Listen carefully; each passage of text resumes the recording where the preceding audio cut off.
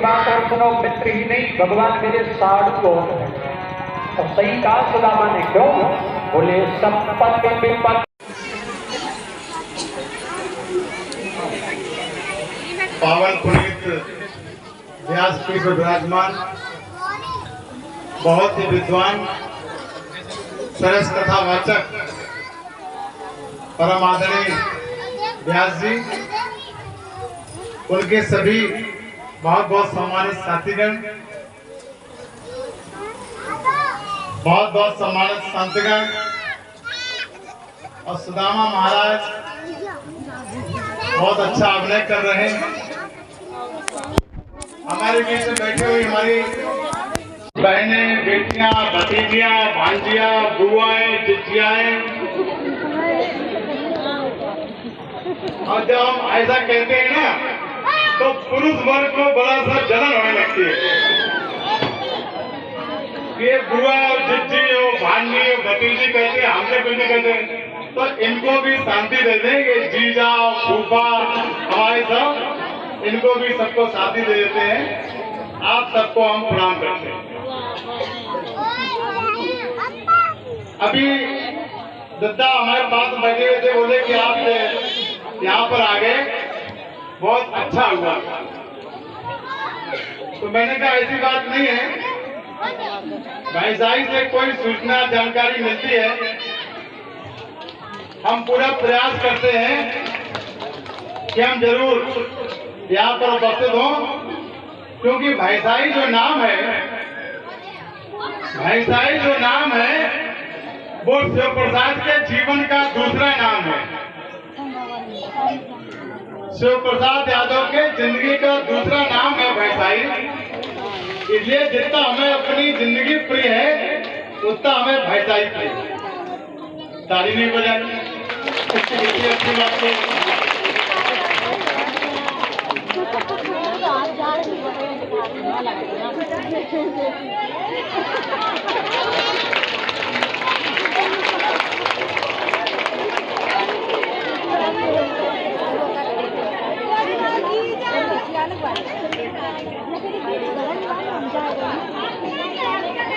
अरे ठीक है भाई, है भाई, चलो चलो बुआ लड़का है ना, पाँच छुई सके।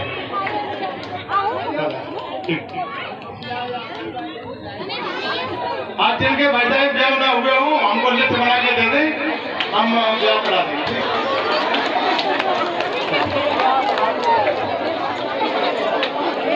हाँ जाओ, करें प्रधान जाओ।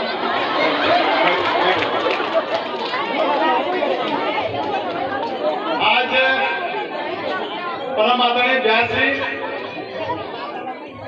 ने पिछले कई दिनों से जीवन को जीने के तरीकों पर चर्चा की होगी और उसका सार बताया होगा, लेकिन मैं एक बात में पूरा सार बताता हूँ जीवन का। अगर वेद ना पढ़ पाए हो, शास्त्र ना पढ़ पाए हो, पुराण ना पढ़ पाए हो, तो हम एक सार बताते हैं। हमारी बुआ सासें हैं और हमारी बहनें और भांजियां बहुएं हैं, दोनों के लिए, सबके लिए बताता हूं कि 4 वेद 6 शास्त्र में, 4 वेद 6 शास्त्र 18 पुराण, इन सबको पढ़ लीजिए और इनको पढ़ने के बाद निष्कर्ष क्या निकलेगा उसको समझ लीजिए। 4 वेद 6 शास्त्र में बात मिली है 2, केवल 2 बातें मिली कि सुख दीने सुख होत है और दुख दीने दुख हो। इसलिए अब कैसे किसी को सुख मिलता है, कैसे किसी को दुख मिलता है। हमारी जो बहुएं हैं, हमारी बहनें हैं, बहू बन के आई, वे अगर अपनी जिंदगी में सुख चाहें आगे, तो हमारी बुआ जो उन्हें सास रूप मिली है उनको सुख दें। आप बात समझ रहे हो? बुआ हमारी सब खुश हो गई, उनको सुख दीजिए। और जो सुख नहीं देंगी। उनके आगे रिजल्ट सामने। एक बात ध्यान रखना, सब लोग जानते होंगे, लोग कहते भी हैं कि जो लड़का अपने बाप का अपमान करता है उसकी शादी जल्दी हो जाती है, उसके लड़के जल्दी हो जाते हैं। क्यों होते हैं? जो पुत्र अपने पिता का सम्मान नहीं करता उस पुत्र की जल्दी शादी होती है, उसके लड़के भी जल्दी होते हैं। इसलिए जल्दी होते हैं कि वो अपने पिता के सामने ही देख ले कि मैंने अपने पिता का अपमान किया था तो मेरे लड़के भी मेरा अपमान करने लगे। और इसी प्रकार से जो बहुएं अपनी सासों की तिरस्कार करती हैं वो भी बहुत जल्दी सासें होती, जिससे कि उनकी सासें ने देख ले कि बिटिया बहू बेटा अब तुम कहाँ रोए रही हो, तुमने हमें खुदे मिला हो। तो मेरी बात समझिए, ग्रामीण भाषा में मैंने इस बात को कहा है और सबको समझना चाहिए।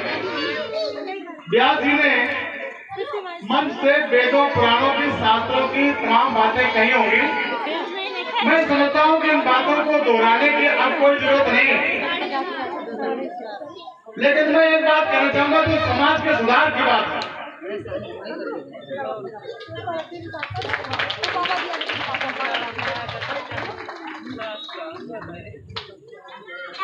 समाज के सुधार की बात है। हमारे यहाँ नौजवान साथी भी खड़े हुए हैं, सब लोग सुन रहे हैं और हमारी बहनें बेटियां भी हैं। कल के आंकड़े हैं, नितिन गडकरी ने कल के आंकड़े दिए। केंद्रीय परिवहन मंत्री नितिन गडकरी जी ने कल के आंकड़े दिए हुए हैं कि देश में पूरे वर्ष में 1,54,000 एक्सीडेंटल डेथ हुई। एक्सीडेंटल डेथ हुई है, रोड पर दुर्घटना से 1,54,000 मौतें हुई हैं। उसमें से 50,000 मौतें इस कारण से हुई हैं कि उन्होंने मोटरसाइकिल में हेलमेट नहीं लगाया और 36,000 मौतें इसलिए हुई हैं कि गाड़ी में बैठे थे, आपने गाड़ी की बेल्ट नहीं लगाई। मैं और तमाम बातें करने से अच्छा मैं इस बात का यहाँ पर जिक्र करना चाहूंगा। इसलिए जो बहनें बेटियां माताएं अपने घरों में समझाएं कि अगर मोटरसाइकिल पर बैठना है तो हेलमेट लगाना है और नौजवानों को ये बात को समझना है। एक बात मैं और बताता हूँ, ज्यादा समय नहीं लूंगा, कि पहले आज के 20 साल पहले, समझने की बात है, ध्यान देने की बात है, आज के 20 वर्ष पहले फौजदारी के मुकदमे कोर्ट कचहरी में हुआ करते थे। अब फौजदारी के मुकदमे कोर्ट कचहरी में नहीं, रेवेन्यू के हैं और अब तलाक के मुकदमे ज्यादा। पति पत्नी के तलाक के मुकदमे कोर्ट कचहरी में ज्यादा है। थोड़ा भाई गलत गलत सही करें। अब फौजदारी के मुकदमे नहीं है, अब तलाक के मुकदमे ज्यादा है। क्यों ज्यादा है तलाक के मुकदमे? इसको भी समझो। मैंने इसका चिंतन किया कि हम अपनी बेटी को तो खुले वातावरण में पालना पोसना चाहते हैं। हम अपनी बेटी को खुले वातावरण में पालना पोसना चाहते हैं। सभी बहने समझदार है, मेरी बात समझ रहे होंगे। हम उसको मोबाइल देना चाहते हैं, हम उसको बाजार भेजना चाहते हैं, हम उसको शॉपिंग करने से करना चाहते हैं, हम उसको अकेले भेजना चाहते हैं। अपनी बेटी को तो हम इस प्रकार से पालना चाहते हैं, लेकिन अगर हमारी बहू घर में आकर एक फोन भी कहीं कर ले तो उस पर बंधक रखना चाहते हैं। बोलो भाई, बात है कि नहीं? आप बोल नहीं रहे। बहू आकर के अगर कहीं फोन कर ले तो उस पर बंधक रखना चाहते। तुम्हें कहाँ फोन करो, कॉल डिटेल दिखाओ, इनसे फोन करो, कौन है तुम्हारा, कैसे क्या है। तो हमें अगर बेटी को शऊर सिखा करके भेजें तो बहू भी हमें शऊरदार मिलेगी। बोलो भाई, गलत कह रहे बहने, बोलो भाई। पुराने जमाने में छोटे थे हमारे सब लोग, जब किसी बिटिया की शादी होती थी तो 1 महीने पहले से उसकी ट्रेनिंग शुरू हो जाती थी। अम्मा ट्रेनिंग देती थी, मौसी ट्रेनिंग देती थी, बड़ी बहन ट्रेनिंग देती थी कि ऐसे करियो, ऐसे सास से बात करियो, ऐसे ननद से बात करियो, ऐसे सुबह जल्दी उठ जाना, सबके उठने से पहले तुम खुद उठना पहले। बोलो ट्रेनिंग होती नहीं होती थी? बोलो भाई, बोलो हाँ ना करो, होती नहीं होती थी? होती ट्रेनिंग। अब कितने लोग ट्रेनिंग देते हैं? अब कितने लोग ट्रेनिंग देते हैं? तो जैसी आप बेटी तैयार करोगी, जैसी आप बेटी तैयार करोगी, वैसी ही आपको बहू मिलेगी। बेटी अगर सुबह 8 बजे तक सोती रहेगी तो बहू को भी सुबह 8 बजे तक सोने के लिए मना मत करो। और इसी में कंट्रोवर्सी होती है, इसी में विरोधाभास होता है, इसी में लड़ाई झगड़े होते हैं। और एक बात और कहकर मैं अपनी बात खत्म करता हूँ। आपने शादी कर दी, बिटिया अपने घर की हो गई, अरे बिटिया को अपने घर पर रहने दो। अब बिट्टी आज कौन सब्जी बनी खिलाई है? बिट्टी तुमने बीच में रोटी खाई नहीं खाई? बिट्टी तुमसे जीजी कैसे बोली, तुमसे सास कैसे बोली? अरे बोली बोली, तुम्हें तुम्हारी कायती देख देख किया दीदी। मैं जनप्रतिनिधि हूँ, मेरे सामने रोज ऐसे केस आते हैं कि माताएं खुद अपनी बेटियों के घर बर्बाद करती हैं। माताएं खुद अपनी बेटियों के घर बर्बाद करती हैं। आज की तारीख में मन को मजबूत करिए, किसी माई के लाल की ये हिम्मत नहीं है कि आपकी बेटी का कोई बाल बाका कर सके, किसी की हिम्मत नहीं। आज की तारीख में किसी को जेल धोई जाना, किसी को फांसी में धोई लटकना, भैया नहीं बिटिया तुम्हारी ठीक काम कर रही है, तुम्हें घर भेज देगी, जे संभालो अपनी आराम आना, हम पर ये नहीं झेल पा रही बिटिया आपकी। तो आप ये क्यों बुरा बात करते हैं भाई? बोलो ये बात समझने की नहीं समझने की, यहाँ पर कहने की बात है ही नहीं है।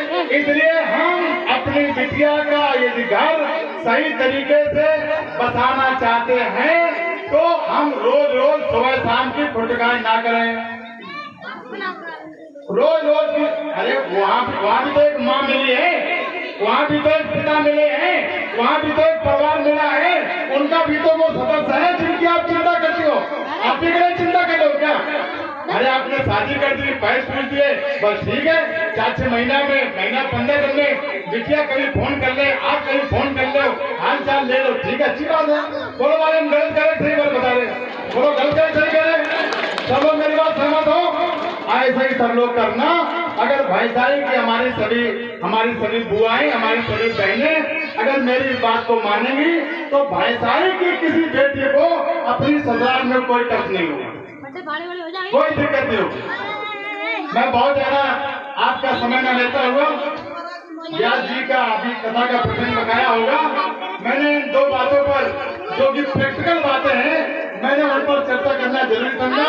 और सब व्यास जी कथा भागवत की बातें व्यास जी बताई रहे हैं, बहुत अच्छे व्यास जी हैं, बहुत बहुत धन्यवाद। आप सबको प्रणाम करता हूँ, सबके चरणों में सिर रख करके प्रणाम करता हूँ, बहुत बहुत धन्यवाद।